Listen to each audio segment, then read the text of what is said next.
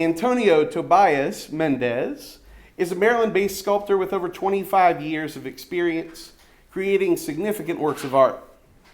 Born in Colorado in 1963, Toby spent most of his childhood in Japan and Thailand. In 1974, his family moved to Maryland, where Toby attended sculpture classes and honed his fine art skills in a gifted and talented program for young artists. Through this intensive creative experience, at the age of 16, Toby chose sculpture as his career path.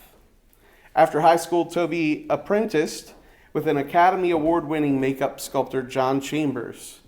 He then entered the Art Institute of Chicago, where he learned the processes of bronze casting practiced by sculptors in fine art foundries for centuries.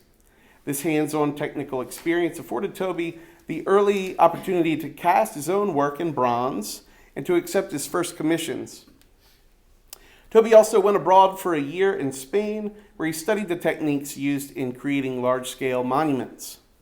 In 1988, Toby set up his studio in the Maryland, D.C. area, and Toby primarily focuses on the figure, combining a classical approach with a contemporary eye for site design. In addition to creating lasting legacies through public art, Toby continues to create personal works for acquisition by private collectors. Toby's untiring work as a sculptor for over 25 years allows the unique sensibility and insight into his work. This is well noted in his public works, such as the Thurgood Marshall Memorial and the Teammates for the Boston Red Sox, amongst a lot of other works. So give it up for Toby Mendez.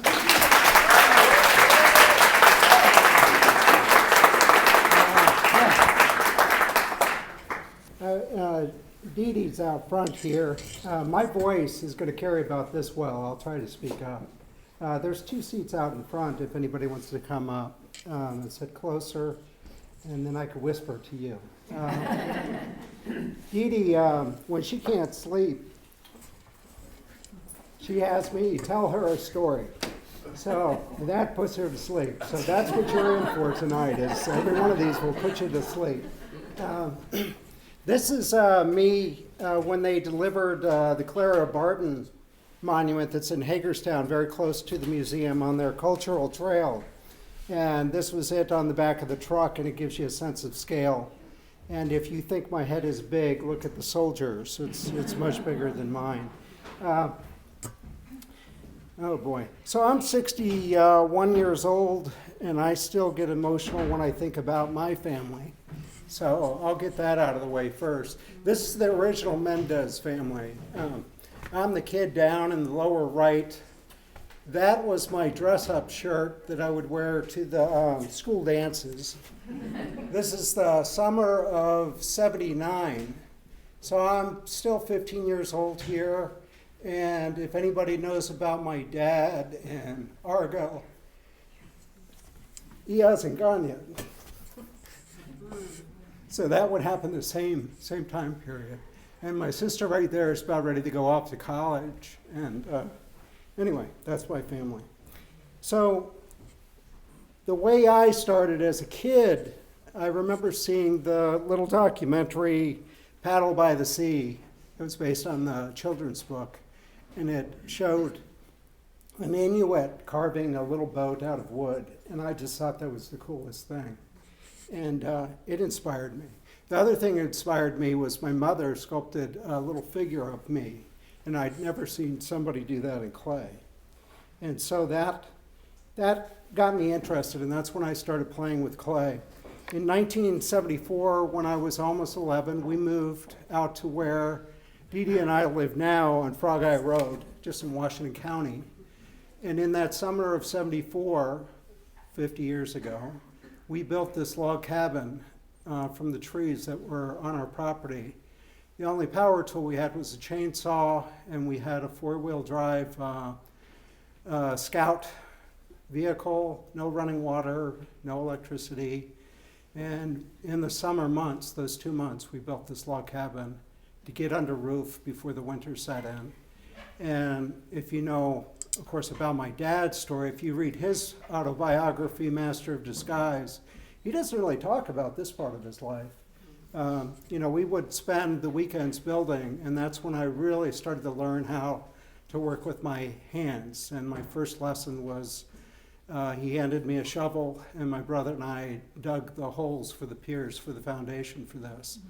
And he also gave me a pocket knife, and that's when I started to carve. This is the home today. Some people would say we got it out of control. When I was growing up, the house was just this, and the log cabin is still down the hill. And then this is the master edition. When my dad remarried, they built this master bedroom, and then in 2002 they built the kitchen edition. These are art exhibit galleries, and a painting studio and a sculpture studio in the back. But that's what it's like today. You talk about mentorships. My parents were my first mentors. My mother was a decorator. My dad was a fine art painter, and then he also worked in the CIA. And they both sculpted at different periods of time. And when my dad was working for the CIA, he was doing disguise. So he was sculpting the faces for masks. And when they would use that clay, they could only use it a couple times. He would bring it home, and I would get the clay to do my own work. And so I was sculpting jewelry, and then, I'm sorry, I skipped over one. And then at home, when I'd go down to my bedroom, I would usually be sculpting and dreaming of being an artist. And so these are high school works. Most of my high school works were head and hands because I heard they were the hardest thing to do. So I wanted to tackle that challenge. So this is, again, something I did when I was probably around 15.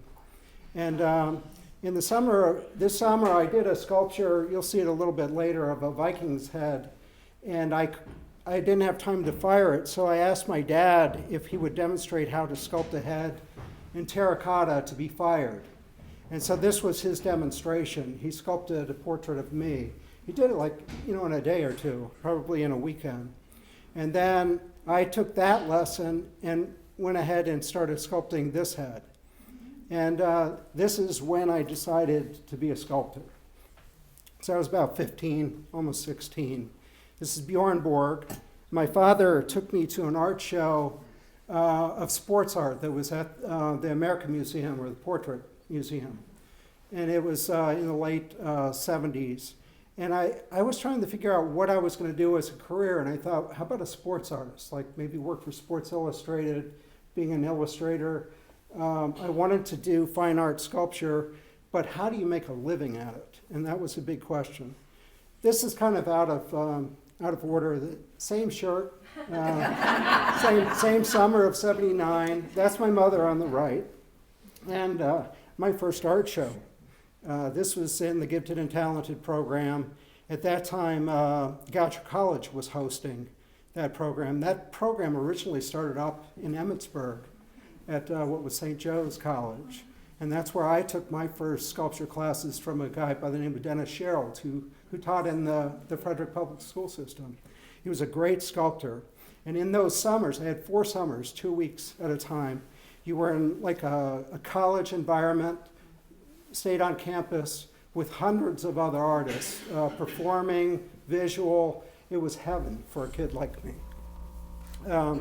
I told somebody earlier today the girls were more beautiful, and it's probably why I kept applying every year. And I did that for 4 summers with a goal to carve marble at the very end, and I met that goal. And the way I was able to do that is Dennis Sherrill stopped teaching, unfortunately. He taught stone carving. And Joe Osmond, if anybody remembers Joe, I went to him, told him about my dream of carving stone, and he went to a cemetery and bought from the cemetery a blank piece of stone and brought it back and set me up in the corner of the classroom at Goucher College. And I had my chisels and I had chalkboards around me to protect everybody else, and I carved a hand in stone. And I was just very determined. This is the house today. This is my studio. This is actually my father and I and my brother building the art gallery. we built the majority of the buildings on our property. And that's really where I got my experience thinking about construction, from foundation up. And my father, who's there on your left, would always challenge me and ask me, what's the next step? And so I would always have to anticipate what the next step and how we were going to figure out those things. That's my back. This is why it's PG tonight. But that was summer of '87. When I got back from Spain, from basically July 4th to September 29th, we had to have the gallery under roof for our first art show there. And Dad had 2 weeks off, and we got it up to about this point. And then by the art show, we had it under roof and shingled. And actually, we're setting up the artwork as people were showing up. In fact, people were asking where the artists were, because we were just these smelly guys. We got our showers, and we showed up for the art. So when I finished high school, I decided I didn't want to go right to art school. I knew that Pratt Institute was going to accept me in New York. I knew Corcoran in DC was going to accept me. I was pretty sure that the Art Institute in Chicago was going to accept me. I had shown them all my portfolios and got very good reviews, but I was burnt out of school. And I took, what do they call it now when you take a year off? Yeah, gap year. Back then we called it finding ourselves. So because of my dad's role in disguise, he had a very tight relationship with John Chambers, who did the Planet of the Apes. John was a technical advisor on how to do disguise and makeup. John did all the makeup for like Mission Impossible, all that kind of stuff. And the CIA was just like one step ahead of that because of John. And John was kind of the grandfather I never had. He would come and visit, and he would tell us stories of being in Hollywood from the golden era in the 50s all the way to up to the end of the 70s. And you could ask him, what Elizabeth Taylor was like, because he had worked with all of these people. And he would prove it to you. You go to his studio in Burbank, and you'd see a face impression of all of these actors and so forth. In fact, there's a famous photograph of James Dean, I think, in a makeup artist studio right before I think he did Giant. And I think that was John's lab in that studio. So when I asked John, actually my parents asked John, could Toby come and work with you? And he was familiar with my artwork. And he said, of course. And his assistants went on to be Academy Award winners. Michael Westmore for the Rocky films and Raging Bull, and eventually he took over all the makeup for Star Trek, the later series. And anyway, I thought, well, maybe that I could do that as a living. And I went out there, and I didn't realize it, but John was manic depressive. He was on a manic when he said yes. And when I got out there, about 2 weeks in, he asked me why I was there. And I told him, and he said, well, I can't just give you the job. You need the proof that you could actually see third dimension. And one of the ways to do that is he would give you a casting of somebody's ears. And you would have to duplicate them to a prosthetic level, all the way down to any mole, any discrepancy in it. These are Tony Curtis's ears on the left, and Mike Clay copy of them on the right.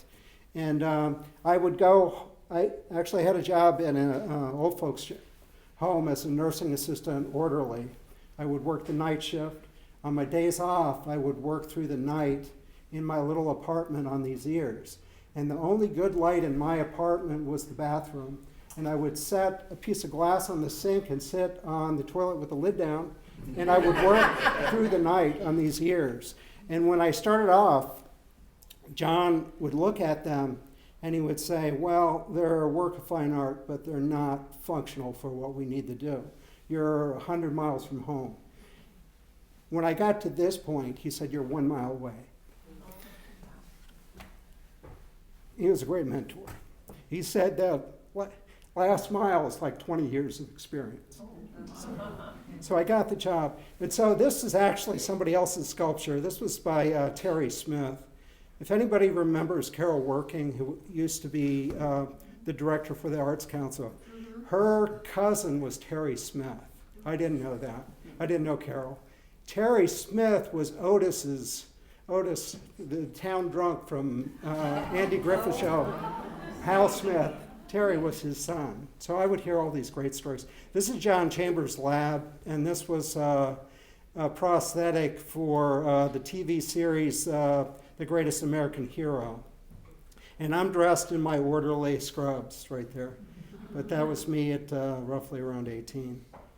And then I went ahead and applied to art school for the following year. I decided I did want to be a fine art sculptor. And this is actually, you can see this is the hand that I did in high school, cast in bronze.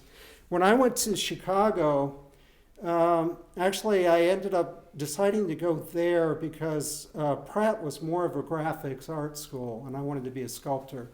The Art Institute in Chicago had a foundry that was very productive. In my freshman year, I went to the head of foundry and said, I want to get into foundry my sophomore year, but I don't have the prerequisite. If I spent the summer sculpting and created 20 pieces and had them ready to cast in bronze, would you let me in? And he laughed at me. He said, of course I would. And I did it. And this was one of them. I pulled a mold off the high school work. And these are some of the other works that I did.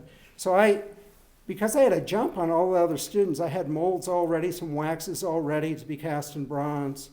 I cast, I think in that sophomore year, about 30 pieces. And in the beginning of that year, my mother challenged my dad and I to have an art show within a year together. My dad had stopped painting for 10 years, and this was his way to get back. And so it disciplined us to focus on this art show, and these are some of the works from that very first art show. So from that experience of my first year taking foundry, amongst many other classes, I ended up getting hired to be a teacher's assistant in foundry the following year. And that's where all of my first bronzes were done. These were heads that I did when I was a sophomore. I would sculpt them in the morning, make a mold in the afternoon, and have a casting in plaster by the end of the day, and I would paint them to look like bronze. Speed was everything. I met other students that were just off the charts talented, and they would show you shortcuts. And my challenge, I always had this sense in my life of I didn't think I was going to live long, so I worked like hell.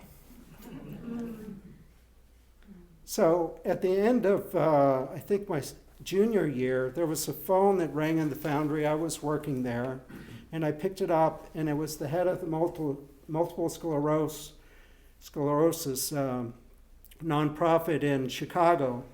And they asked if I knew of a figurative sculptor who could cast in bronze. And I said, well, I could do that for you. And I was ready. I had a portfolio, and they came in and interviewed me and commissioned 8 of these things. And they went to the professional athletes from each of the teams in Chicago. This is Walter Payton receiving one of them. So that was my first commission. 2 weeks later, meaning while I just got that first job, Valparaiso University Law School called the foundry, and they came in and asked me if I'd ever done a commission. I said, I'm working for multiple sclerosis.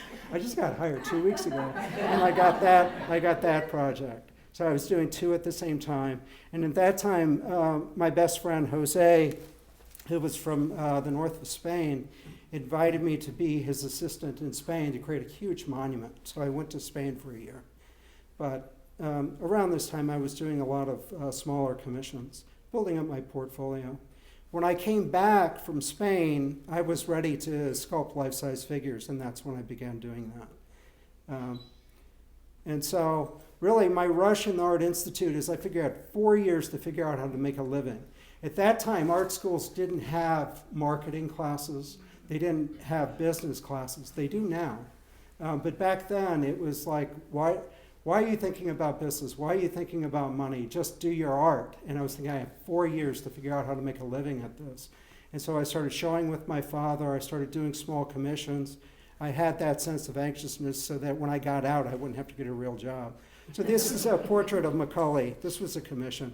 And you saw that's I'm probably about 24, 25 doing this portrait of him.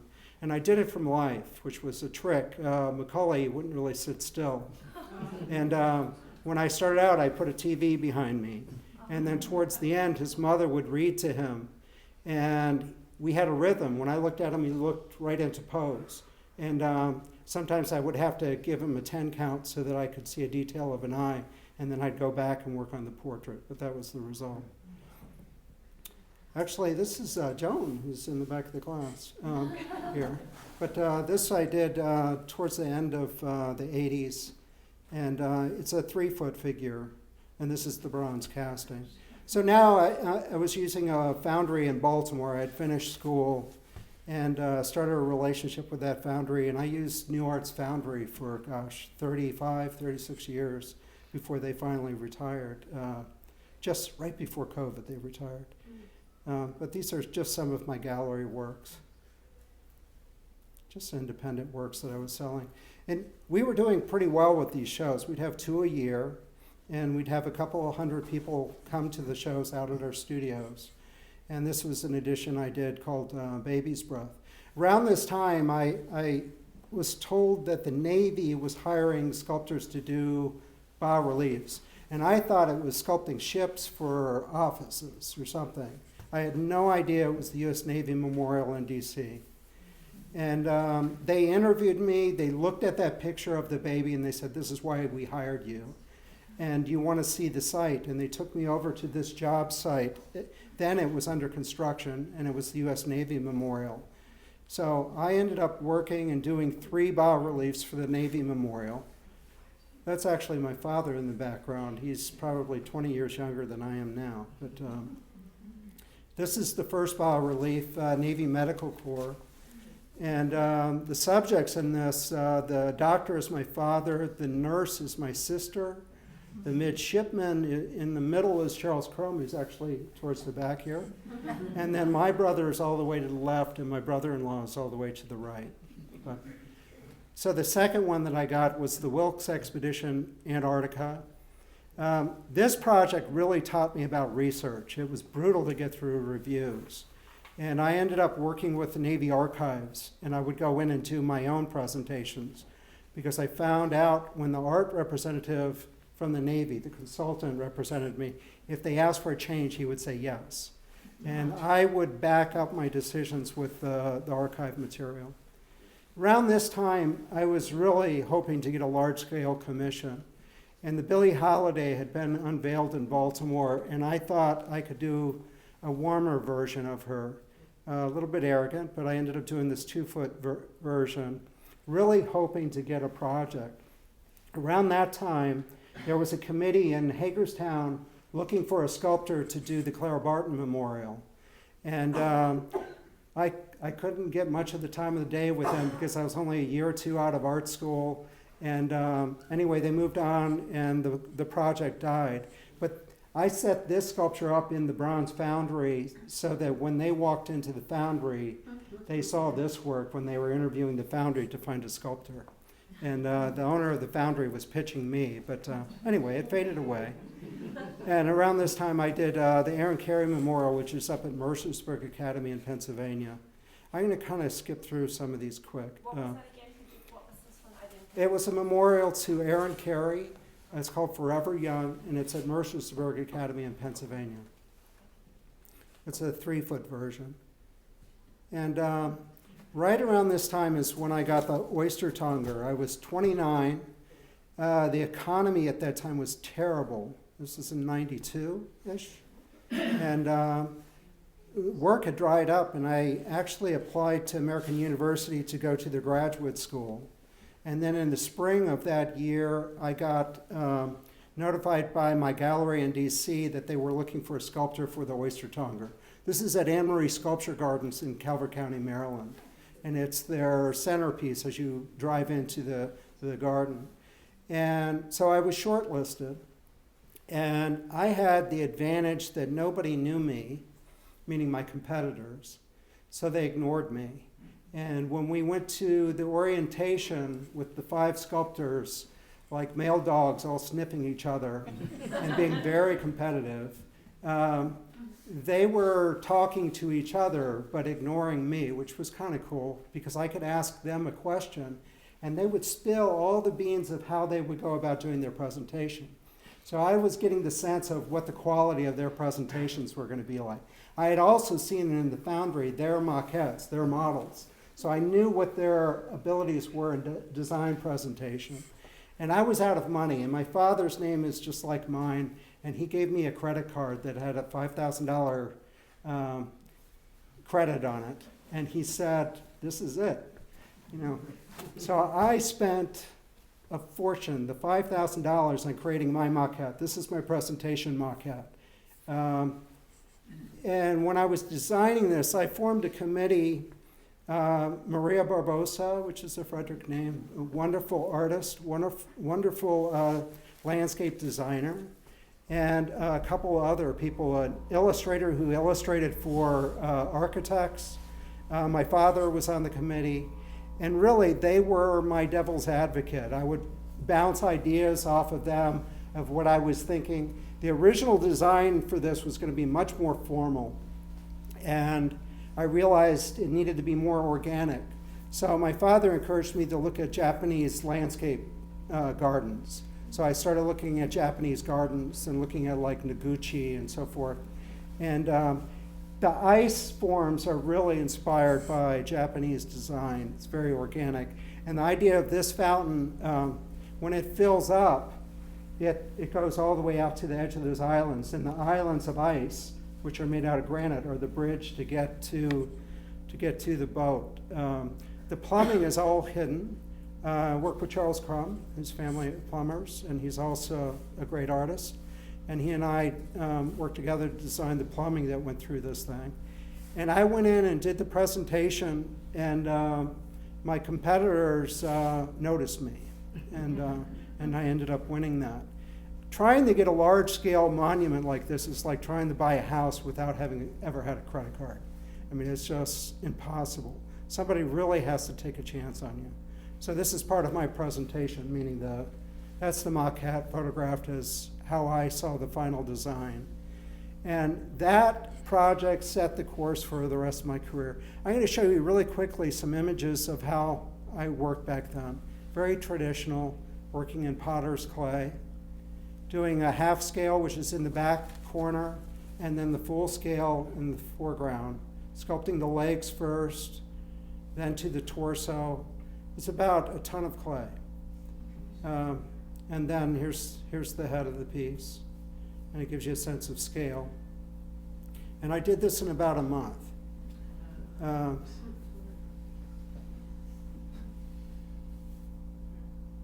And then I had to make a mold of it, which was a plaster waste mold, meaning a one-time mold. And you can see the mold on top of it, and this come off in sections. And you can see I laid them out on the grass to hose them out. And then we put soap on the inside of them, and then cast a positive, which I hauled to the foundry for mold making. And then I also had to design the layout of the fountain. So in styrofoam, I cut out those forms, laid them out in the backyard. For the boat, I just did profiles of each layer of that boat. And I took those templates to a stone cutter, and they cut the islands accordingly. I gave them to the engineers, and they designed the foundations and the foundation for their overall piece. It's really a big saucer. And the pitch of the inside of the bowl of the saucer meets an 88 grade, so you could take a wheelchair down in there when it's dry in the winter. And the width of those islands are minimum 5 foot wide for two-way traffic ADA. This is the second project I got. And I should say, when I was doing the large oyster tonger and I just won it, my father's question, "So what's your next project?" And I thought, well, can't we celebrate? You know, it's just, and he was like, "No, you got to think about what's next. If you're going to do this as a career, you have to be hungry enough to get the next project." And so I got this while I was creating the oyster tonger. This is down in Norfolk, Virginia. Two of the girls are all they're probably 40 years old now, and they're from Frederick, and all these kids are grown up. The boy all the way to the left is my brother Jesse from Dad and Jana's marriage, And Jesse, I had to wait until he became 3 foot tall so I could do a sculpture. That was the bid in the toddler. But and while I was doing the Children's Hospital, I competed for the Thurgood Marshall. I was actually finishing the oyster tonger when I applied to this. It was a national competition. The other finalists were from North Carolina, Kentucky, Colorado, and California, and I was only Marylander. And they narrowed it down to final 5. I knew that we would only have 1 month to come up with the design presentation. So even before I applied, I started reading a biography on Thurgood Marshall, so I had the research out of the way. I also spoke with the landscape architect, Jim Urban, who is from Annapolis, but actually is nationally known. He did the gardens around the Hirshhorn and also the refurbished gardens that went around the Lincoln Memorial. And he was kind of known as the tree guy, but he lived in Annapolis. And when I worked with Jim Urban, I would tell him, okay, I want columns in the back in a half circle, and I want them divided in the center to frame the doorway. And I think the diameter of the columns should be about what a telephone post is. And it was all intuitive, what I was doing. And he would ask me, why? Why that diameter? Why that height? Why? And he questioned everything. And so I had to start backing everything up with an educated answer. And why a half circle? Why? And the answers were is I wanted a circle so that when people are reading that inscription, they walk around the sculpture and see it 3-dimensionally, as you should. That the half circle, because it's more of an embrace. The columns, because they echo the columns on the State House, but also they're a symbol for the Supreme Court. And we took equal justice under law from the Supreme Court, and he's the visual unifier. He brings that statement into truth, because before Brown versus the Board of Education, that was not true. And so anyway, what I realized when we were ready to do the presentation, when I went in there, I already had all the answers when I got the hard questions from the committee. And 1 or 2 days before the presentation, the state requested that, they sent us a list of how they were going to score this competition. And it was all of these things that you had to check the box on. And so we had to do a written document for the presentation. And Jim Urban said, that's your outline. And in real time, I started writing the document maybe around 3 o'clock in the afternoon. And it was being edited by my partner, Kathy. And then it was being faxed. This would be for internet. It was being faxed to the landscape architect. His assistant was typing it up on her laptop. It went home, it got edited, and the next morning, the day of the competition, we had a final draft of that document, and I came in, did a final edit, and we were ready to go. And on the way to Annapolis, I was riding with Jim Urban, and he said, okay, what's your presentation? And I had my slides. It was all slides then. I said, I have about 80 slides. He said, oh my God, 80 slides. I said, no, a lot of them are just like note cards, really. It's to keep me going. And so I went through it, and he said, okay, I'm the landscape architect. They're going to expect out of me the practical answers to things. I'll talk about money. I'll talk about why those materials. You be the poet. You say why you pick the materials, but talk about the aesthetics. And so that's how we set up our presentation. I went in, I did the main presentation. His job was to answer those hard questions, but to follow me up and to be my catcher. Anything I missed, he covered, and it was brilliant. And in fact, before I went into the room, the art coordinator said to me, "Don't let me down." I was near the last, and apparently these nationally known sculptors, nobody hit the mark. 1 week before the presentation, I had this bright idea to add these seated figures. I'm going to flip past, but. I realized that I had to add these seated figures because they were the bookends of Thurgood Marshall's career.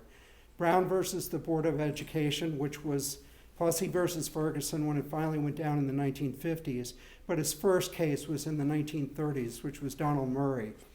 And these kind of frame the memorial, and they're life-size so that when you sit down next to them, you realize you're no greater, you are equal to them, and that Thurgood Marshall fought for you. So right when I was doing this project, the Nolan Ryan came about. And then shortly after that, the Warwick Quahogger came about. This is up in Rhode Island. And it's also a waterman, but it's somebody who, it's too cold for him to stand up on the edge of the boat, so I put a dock. This is actually, Chris Crum was my model for this. He's a local person. And actually, the Crum family did the waterworks for this too. And right around the exact same time, I got the Gandhi by word of mouth.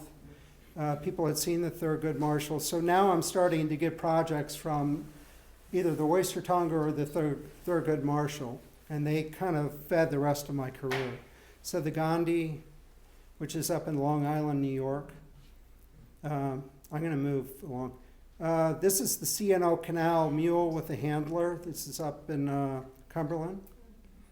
And actually, Charles was working with me at the time, and we had to go out and measure a mule, of all things. And then right on the tail of that, the Rocky Versace, which is in Alexandria, Virginia. And it's a Vietnam Veterans Memorial for Alexandria. Captain Rocky lived in this neighborhood, and he was captured early on in Vietnam, I think in 1963, and then executed in 65. His parents found out about it on the radio. And these two Vietnamese kids were actually Walkersville residents that came and posed for me. This is the DC family court. When Charles and I were working together, we competed for the Martin Luther King Library in DC. And our original idea was a glass column that they were reaching up to. And we didn't get that project, and a couple of years later, I was shortlisted for the DC Family Court right down in Judiciary Square. And they said they wanted a sculpture of a family. This is my sister's family, which is mixed race. And my sister looks more Latin than I do. And I asked what their demographic was. They said Latin and African American. And I thought, oh, we could recycle an idea. And one of my competitors did a family of bears, I think, or lions or something. But anyway, this one won the project. And right after that, the Major Taylor, which is up in Worcester, Massachusetts. This was a national competition. My thought was a man with a bike, that the bike would be very fragile. And so my idea was to put the bike in the bas relief and to put in the background his arena, or the velodrome, which is the velodrome where he won the international championship, I think in 1903.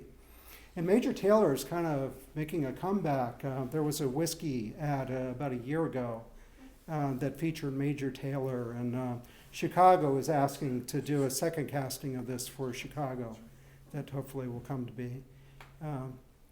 This is how that was created in my studio. The figure is created in water-based clay or ceramic clay, and the background is created in oil-based clay because oil-based clay dries out very quickly. I'm sorry, other way around. Ceramic dries out very quickly, and something very thin, you want to do oil-based clay. And that's how it came out in the final.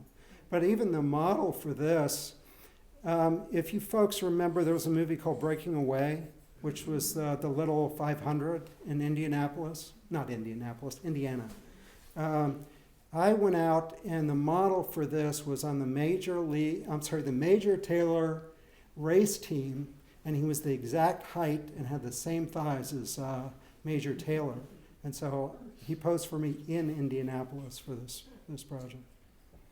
This was done for a family. It was a Mother's Day gift by the husband. He commissioned 4 life-size kids and the dog. You see the dog in the background. And this is up in their, was placed up in their home, their summer home up in Maine. Right when I was doing the Major Taylor, the Red Sox contacted me. And the way that happened is I did a Thurgood Marshall for BWI Airport, and the art consultant that works for BWI asked me if I had ever done sports. It's like, she's never seen my Nolan Ryan. Nobody knows, you know. So I said, absolutely. And she said, well, I work for the Red Sox. They're looking for a sculptor. Would you be interested? And I said, oh, yeah. When I came to the United States when I was about 10, I didn't grow up watching baseball and football. And so all that sports history was told to me by my best friend in middle school, high school. And his favorite team was the Red Sox. And so I was kind of living his dream working with that team. This is the scale of those players. And when I was doing those, Peter Angelo started becoming interested in doing the sculptures for Camden Yards. Architect for the Red Sox, Janet Marie Smith, is the architect that worked with the Orioles when they did Camden Yards. And so she was refurbishing Fenway and said, I want to take your work to Peter Angelo's.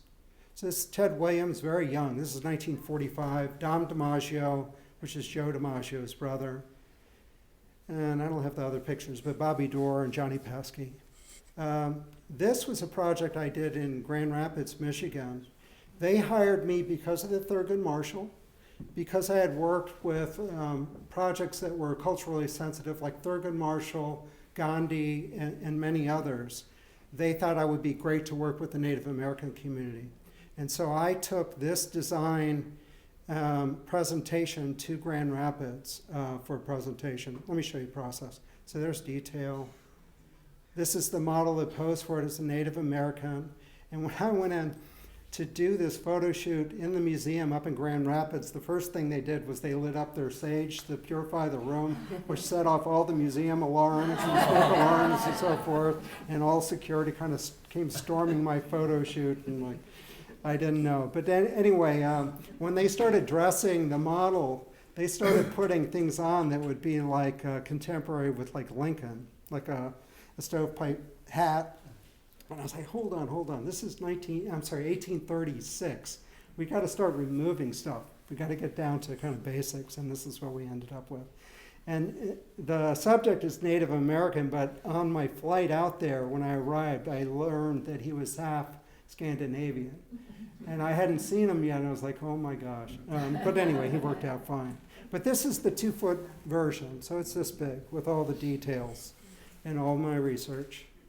And I sat down with a Native American community, a circle, and there was an 90-year-old Native American sitting next to me. And I didn't know until after that they were planning a protest that I was being selected as the sculptor and not a Native American. And also, the committee selected the subject of Chief Noonday, and he was kind of controversial in the community because he set up the treaty that led to the settlements that basically pushed them out of their own community. But I was also told that left to the Native American community, which represented Potawatomi, Ottawa, Ojibwa, and there was a fourth one. Anyway, that they would never agree on the subject anyway. And so in this meeting, the one question I had was about the headdress. It was very different from this one.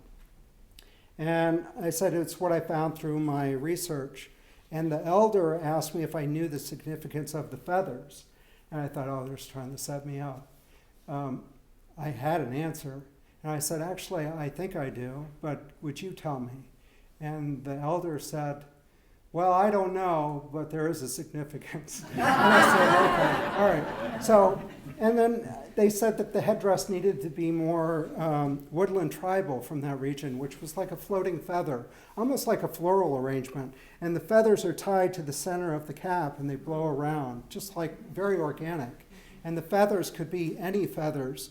Later on, pheasant feathers would show in that, which showed that the Europeans had come and so forth, because pheasant are not indigenous to North America. But so I said, I'd love to get it right. They said there's a museum about 3 hours away from here. I said I could stay another day. I drove. And I went up with a Native American sculptor who was my companion that they sent me with. And he did that drive, the 3-hour drive, like in an hour, 15 minutes. Because he cut across country. He knew all these little back roads. And on the way up there, we had a great time talking about sculpture.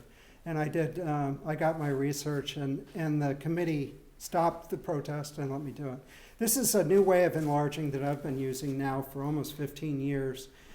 The plaster figure down at the bottom is the 2-foot version cast in plaster. It gets scanned by a laser and then milled full scale in foam. And the foam is very lightweight. So instead of me moving around a ton of clay and making molds in my studio, I have basically a foam that I can lift in place and put together. And I skim that with a very thin layer of clay. That brings back my detail and the warmth and texture and makes it more lively. But it saves me 2 months. You have to pay for it, but it still saves me 2 months, which means I could do multiple figures in my studio. And that's how I was able to do the Orioles in my space. So that's the detail and the detail of the head. The feathers are made out of wax so that I could manipulate them around. And all the detail in the clothing. The full 7-foot scale.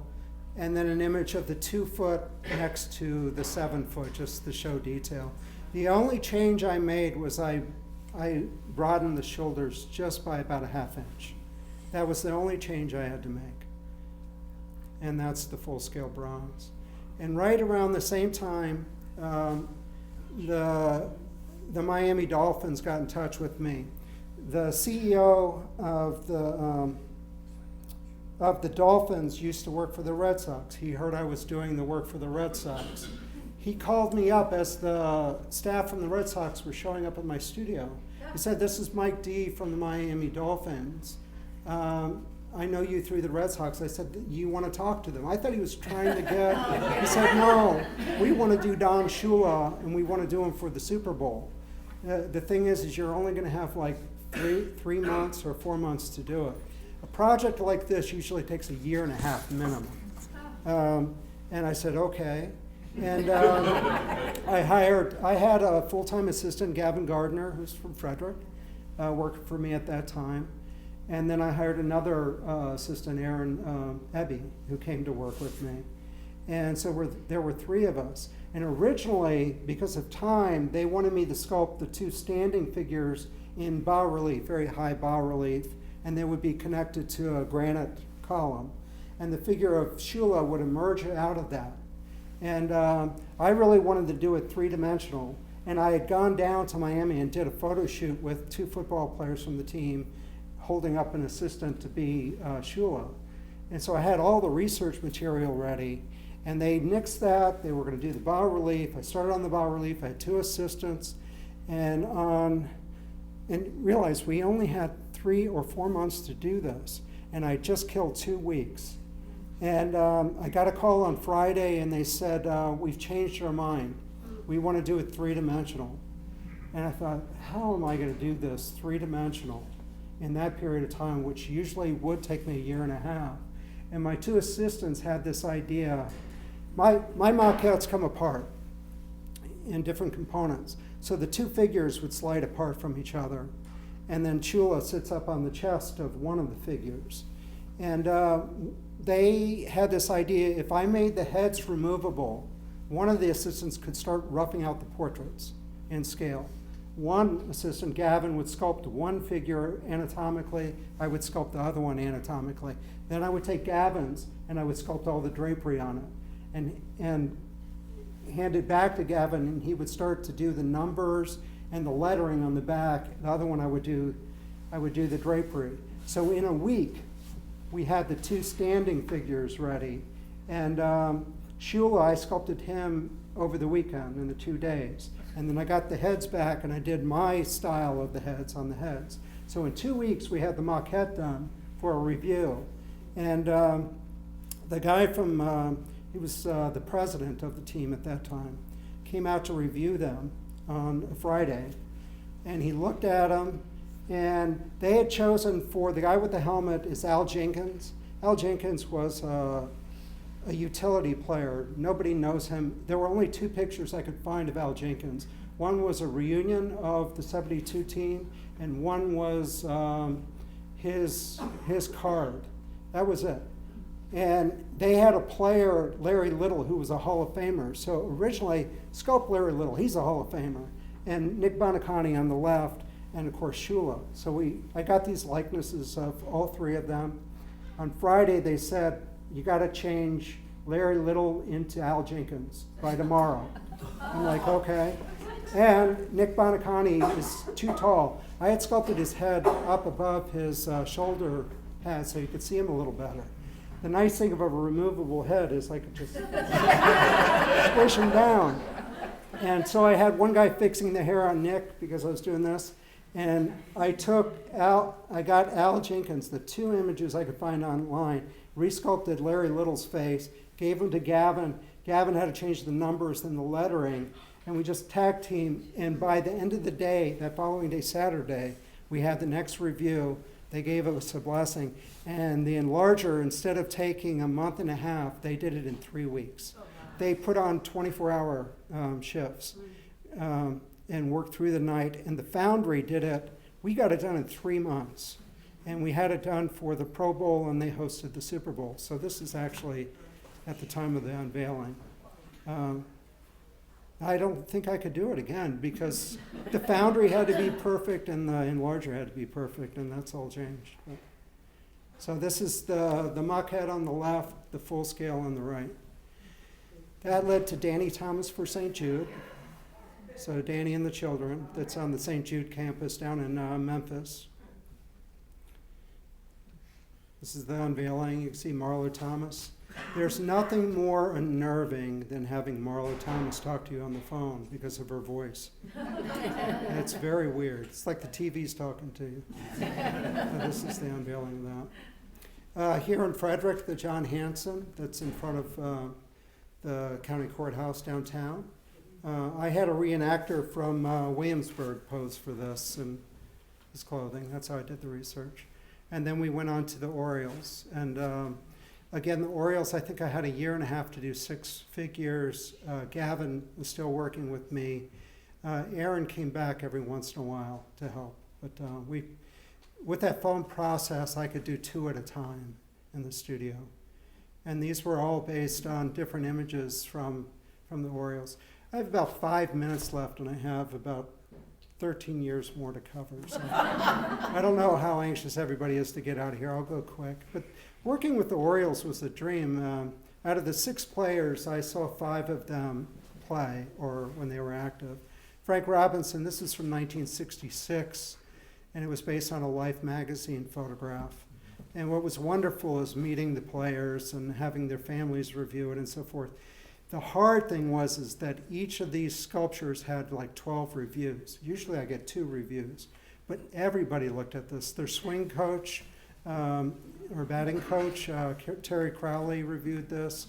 Everybody reviewed this, which sometimes meant more changes. But they had to be right. Janet Marie Smith said when she hired me, it wasn't competitive, and they wanted to make sure that if questioned, they put me through the ringer, and they did. So this is the full-scale clay in my studio, just to give you an idea of detail. And this is a couple of them in the setting.